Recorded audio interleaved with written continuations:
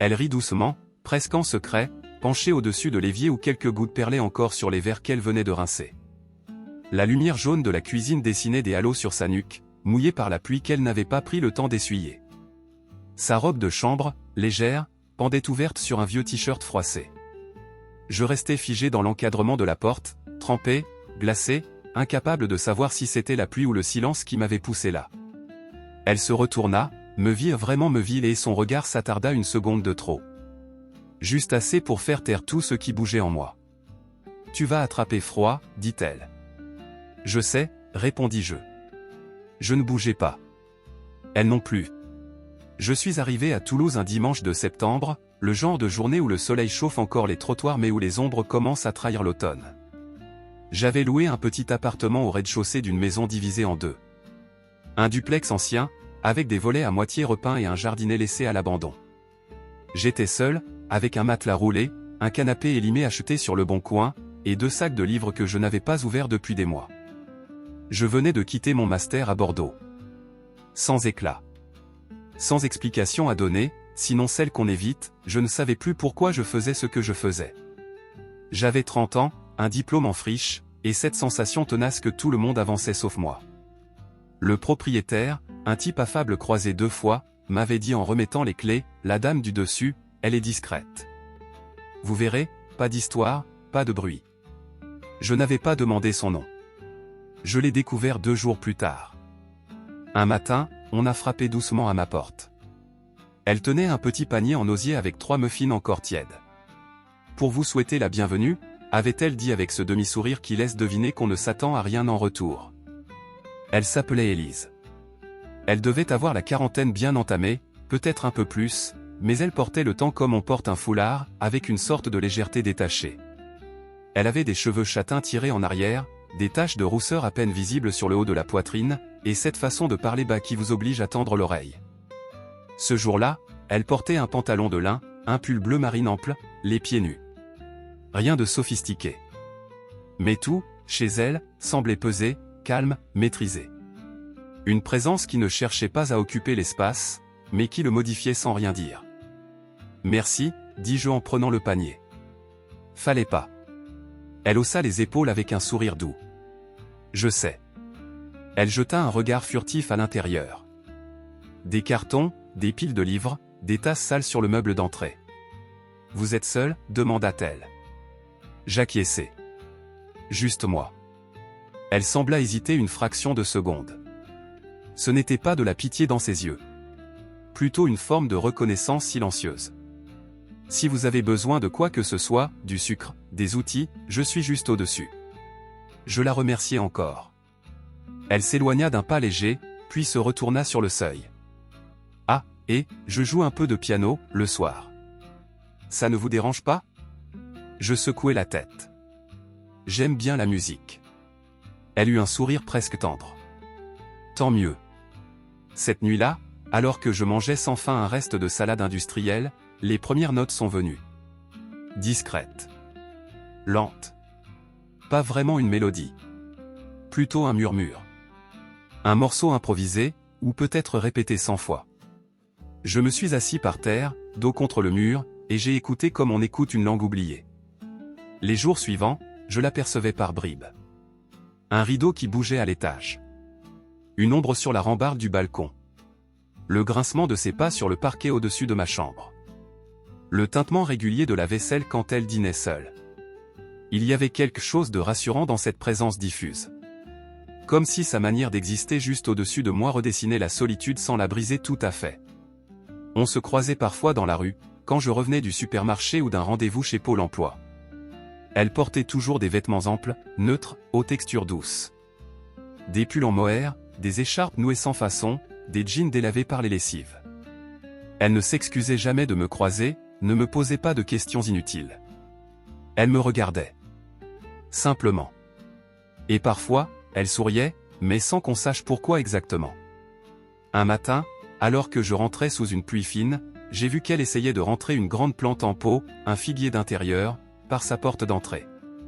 La souche semblait récalcitrante. Elle bataillait, les bras tendus, une mèche de cheveux collée à sa tempe. « Vous voulez un coup de main ?» ai-je proposé. Elle a levé les yeux, surprise, avant de rire légèrement. Il est plus têtu que prévu. J'ai posé mes sacs et saisi l'autre côté du pot. Nos bras se sont frôlés sans le vouloir. Elle m'a guidé jusqu'à son salon. C'était la première fois que je voyais l'intérieur. Une pièce lumineuse, sobrement décorée. Des livres entassés un peu partout, des plantes suspendues à des crochets en macramé, une couverture jetée sur le dossier du canapé. Un vieux piano droit trônait dans un coin, légèrement désaccordé si l'on en jugeait le couvercle fendu. Il avait l'air aimé. « Posez-le ici, sous la fenêtre », dit-elle en désignant un coin baigné de lumière. Je m'exécutai. Puis elle s'essuya les mains sur son jean et me regarda. Il y avait, dans ses yeux, cette bienveillance qui n'attend rien. Une présence tranquille. « Merci », dit-elle. « C'est rien. » Un silence confortable s'est installé. Elle n'a pas proposé que je parte, ni que je reste. Je n'ai pas bougé. Finalement, elle a demandé, presque comme une pensée à voix haute. « Vous voulez un thé ? Ou un café, si vous préférez. J'en ai fait tout à l'heure. Un thé, ce sera parfait. » Elle s'est dirigée vers la cuisine, et je l'ai suivie. Pas par politesse. Par besoin diffus de rester dans cet espace où rien n'était encore formulé, mais tout déjà ressenti. Elle m'a tendu une tasse chaude. Camomille, probablement.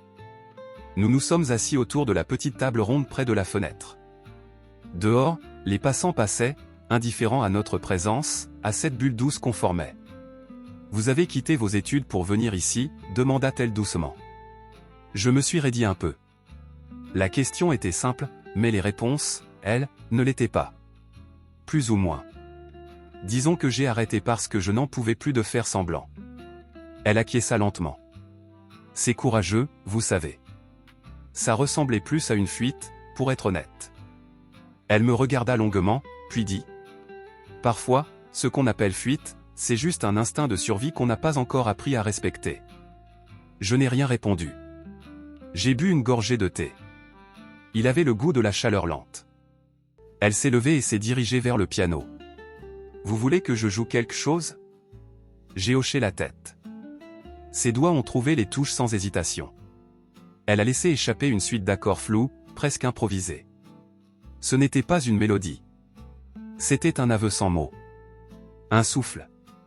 Je l'ai regardé, mais pas ses mains. Son visage. La façon dont son front se détendait, dont sa bouche s'ouvrait à peine quand une note tombait juste. Quand elle a eu fini, elle s'est tournée vers moi. C'était trop. C'était pas assez. Elle a ri, cette fois plus franchement. Puis a regardé l'horloge. Je devrais vous laisser retrouver votre journée. Je me suis levé, lentement. Ma tasse vide entre les doigts. Merci pour le thé, dis-je.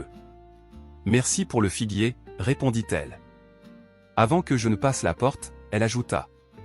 Vous savez, si un jour vous avez juste besoin d'un endroit où ne pas être seul, je suis là. Pas forcément pour parler.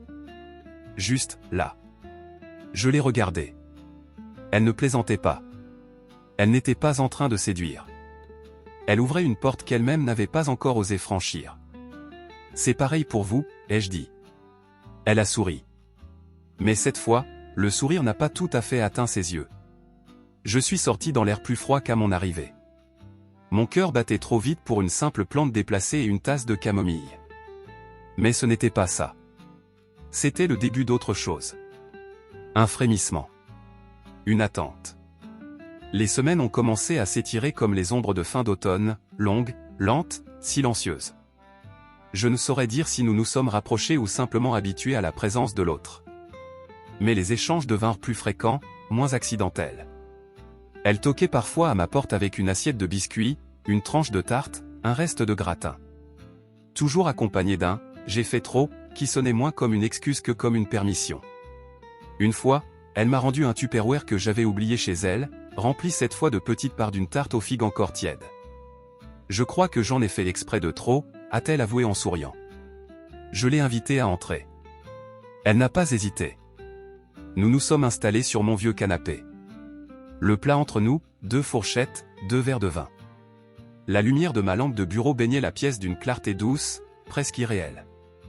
Je me souviens avoir pensé que rien ne manquait, à ce moment-là. La conversation a glissé naturellement, comme si nos mots s'étaient préparés en amont à surgir au bon moment. Nous avons parlé de films, de musique, de souvenirs. Elle s'est moquée de mon amour pour les bandes-son dramatiques. Tu es un peu trop mélodramatique, je crois. J'aime quand ça serre un peu la gorge, ai-je répondu. Elle a souri. Un vrai sourire, lent, qui faisait plisser ses yeux. Ce genre de sourire qu'on ne reçoit pas par politesse mais par reconnaissance. La soirée avançait. Le vin faisait tomber certaines retenues, mais sans jamais effacer la prudence. Tout restait contenu, comme si nous dansions autour d'un feu que personne n'osait attiser. Elle m'a demandé, d'une voix posée. « Et ta mère ?» J'ai baissé les yeux. La question n'était pas brutale. Elle était douce. Mais elle touchait une zone encore vive. Elle est morte il y a 3 ans. Elle n'a pas répondu tout de suite. Puis elle a tendu la main. Pas pour prendre la mienne, non. Juste pour poser ses doigts sur le dos de ma main, un contact si léger qu'il aurait pu ne pas exister. « Je suis désolé, dit-elle simplement. Je n'ai pas répondu. J'ai regardé ses doigts. Ils étaient fins, les ongles courts, sans vernis. Il restait, autour de l'annulaire, une trace presque effacée d'alliance. Et j'ai murmuré, presque malgré moi. « Tu regrettes d'être resté ici ? Dans cette maison ?» Elle a observé les murs comme si elle les découvrait. Avant, je pensais que j'attendais un changement. Mais maintenant, je crois que je suis resté parce que je ne savais pas comment vouloir autre chose. Puis elle s'est tournée vers moi, son regard plus clair qu'il ne l'avait jamais été. Mais toi, tu m'y fais penser. J'ai voulu dire quelque chose. J'ai voulu prendre cette phrase, la tenir, la comprendre. Mais rien n'est venu.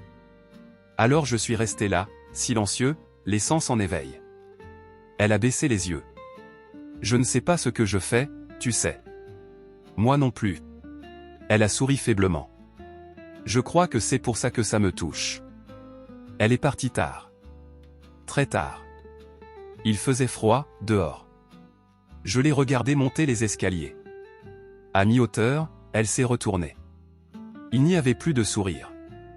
Juste ce regard en suspens, qui demandait quelque chose sans oser le formuler. Puis elle a disparu. Cette nuit-là, je n'ai pas trouvé le sommeil. Pas à cause de l'envie. Pas à cause du manque. Mais à cause de ce, presque, qui pesait plus lourd que tout. Quelques jours plus tard, une tempête s'est abattue sur la ville. Des rafales de vent faisaient vibrer mes vitres, la pluie frappait les rebords comme une menace. Et puis, on a frappé. Je suis allé ouvrir. C'était elle. Ses cheveux étaient humides, son sweatshirt taché d'eau, ses joues rouges de froid. Plus d'électricité là-haut, dit-elle. Et j'avais pas envie de rester dans le noir. Je me suis écarté. Elle est entrée. Elle a enlevé sa veste, révélant un t-shirt gris trop grand, un pantalon de coton. Rien de maîtrisé. Rien de séducteur. Elle était juste, vraie. Je lui ai préparé du thé. Elle s'est installée sur mon canapé, les jambes repliées sous elle, une couverture sur les genoux. Le tonnerre grondait loin derrière nous. On a parlé. De tout, de rien. D'un concert auquel elle avait assisté à 20 ans. Du chat qu'elle avait eu avant son divorce. De la première chanson qu'elle avait apprise au piano. Puis elle a demandé. Je peux jouer un peu ? Juste quelques notes. J'ai posé mon clavier sur la table basse. Elle s'est penchée, ses doigts effleurant les touches comme un souffle. Ce n'était pas un morceau. C'était des souvenirs. Des bribes. Des éclats de mémoire posés là. Je ne regardais pas ses mains. Je regardais son visage. Et j'ai dit, sans réfléchir. Tu as l'air plus jeune quand tu joues. Elle a souri, à peine. Je me sens plus jeune. Puis elle a cessé de jouer. Un silence lourd est tombé. Dense. Épais. Je devrais y aller, dit-elle en se redressant. Je ne voulais pas. Reste, ai-je dit trop vite. Tu n'es pas obligé de partir. Elle est restée debout, figée, indécise. Puis elle s'est rassie. Plus près. Son genou a effleuré le mien. Je ne sais pas ce que c'est, murmura-t-elle. Je ne veux pas que ça devienne quelque chose que ça ne doit pas être. Moi non plus. La pluie cognait les vitres. Son regard s'est planté dans le mien. Je ne me souviens plus de la dernière fois qu'on m'a regardé comme ça. Comme quoi? Comme si j'existais encore. J'ai voulu attraper sa main. Je ne l'ai pas fait. J'ai juste dit. Tu existes. Et ce silence-là, après ces mots, n'avait plus rien de vide. L'hiver s'est installé sans prévenir. Un matin, en sortant chercher du pain, j'ai vu que les arbres étaient nus, les trottoirs brillants de gel. L'air piquait les joues et chaque respiration dessinait de la buée. Dans le petit jardin qui séparait nos deux portes, les feuilles mortes formaient un tapis humide. Elles ne descendaient presque plus. Je ne montais pas. Mais il y avait toujours quelque chose. Une présence derrière les murs. Une lumière tardive à sa fenêtre. La silhouette furtive qu'on devine à travers les rideaux. Une fois, je l'ai aperçue assise sur les marches du perron, emmitouflée dans un manteau beige, les mains autour d'une tasse fumante. Elle fixait la rue comme si elle attendait un signe, un geste, une réponse. Je suis sorti sans un mot, un gobelet de café dans la main. Je lui ai tendu. Elle a pris sans me remercier, sans me regarder tout de suite. Puis elle a souri.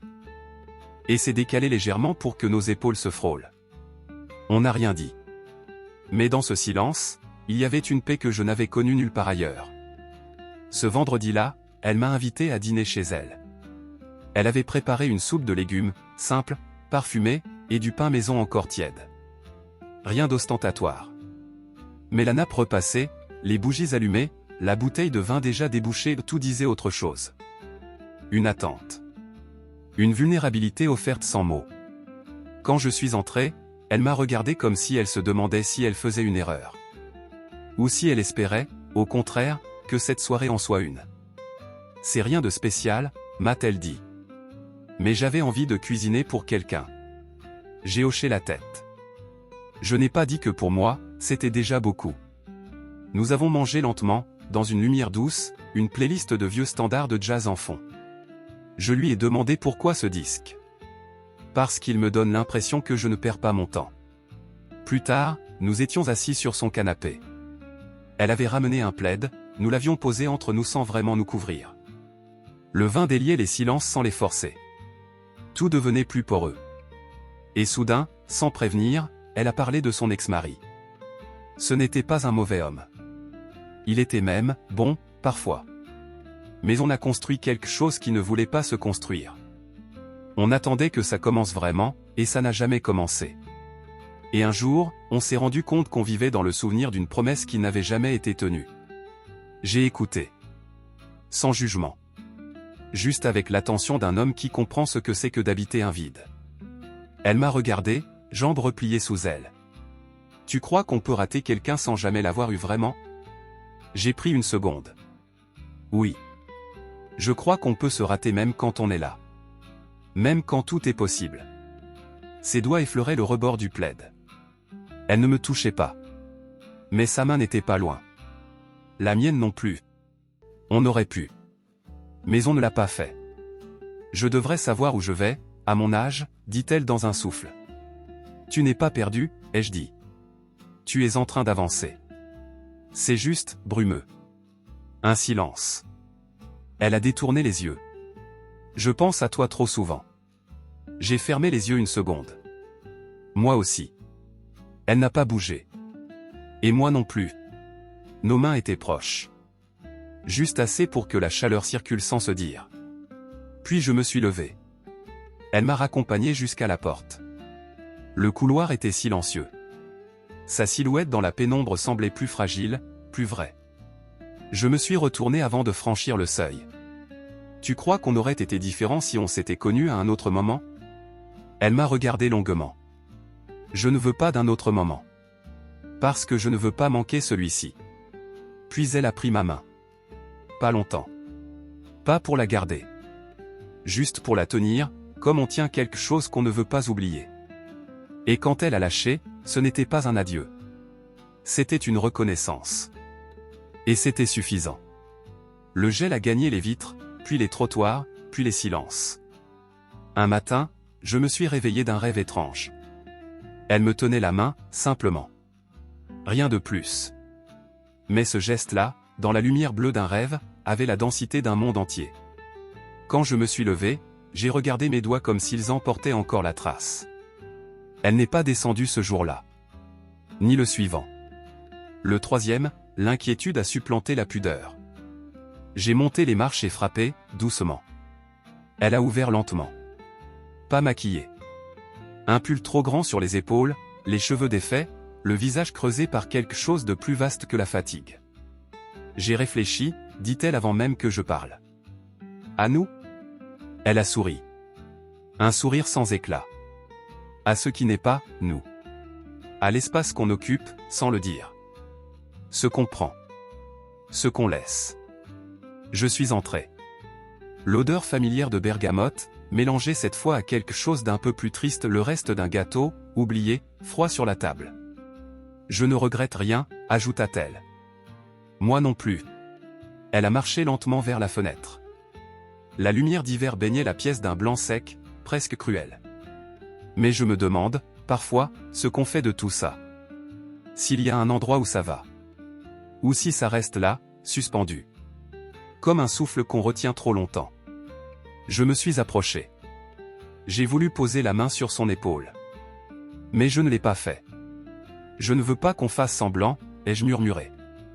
Elle s'est tournée vers moi. Tu crois qu'on est réel ? La question m'a pris au dépourvu. Tu es plus réel que tout ce que j'ai connu ces dernières années. Elle a cligné des yeux, une seule fois. Puis a hoché la tête. J'ai eu envie de t'embrasser, tellement de fois. Moi aussi. Un silence. Dense. Inévitable.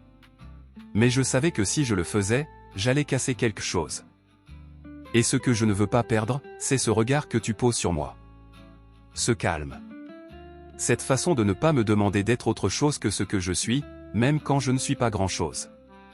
Je n'ai rien dit. Elle s'est avancée, lentement. A effleuré ma joue du bout des doigts.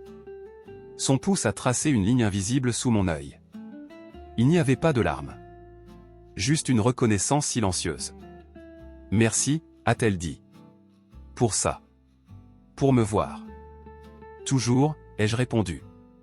Ce soir-là, elle m'a proposé de rester pour le thé. Nous n'avons pas parlé du reste. Elle s'est remise au piano. Moi, je me suis assis dans le fauteuil près de la baie vitrée. Dehors, la ville s'éteignait, une fenêtre après l'autre. Dedans, ses notes flottaient comme un adieu sans tristesse. Quand je suis parti, elle m'a accompagné à la porte. Pas de baiser. Pas de serment. Seulement sa main dans la mienne. Sa chaleur. Une certitude. Puis elle a lâché. Et j'ai descendu les marches sans me retourner. Il faisait froid, mais je ne tremblais pas. Je n'étais plus seul. Pas parce que quelqu'un m'attendait. Mais parce que quelqu'un, un jour, avait été là. Et que cela, en soi, suffisait. Le givre avait gagné les vitres, les poignées, les branches maigres des platanes de la rue. Tout semblait s'être arrêté, figé sous un voile pâle.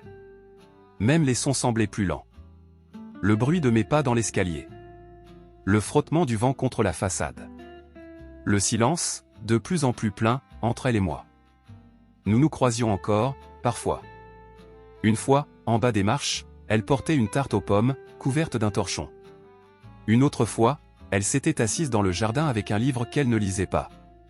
Je savais qu'elle m'attendait sans me réclamer. Et elle savait que je viendrais sans promesse. Puis, un soir, alors que le ciel avait cette couleur bleue un peu irréelle qu'on ne voit qu'en hiver, elle m'a ouvert la porte avant même que je frappe. « Je t'ai vu passer par la fenêtre, dit-elle doucement. » Elle portait un pull ivoire, un jean clair, et une expression que je n'avais jamais vue sur son visage, une résolution tranquille. « Entre. » Je suis entré. Elle n'avait rien préparé. Pas de bougie. Pas de thé. Pas de musique. Rien que le feu doux dans le poêle et une assiette vide sur la table. « Tu veux un peu de soupe ?» demanda-t-elle, presque comme si elle parlait d'autre chose. Non. Juste être là. Elle a hoché la tête.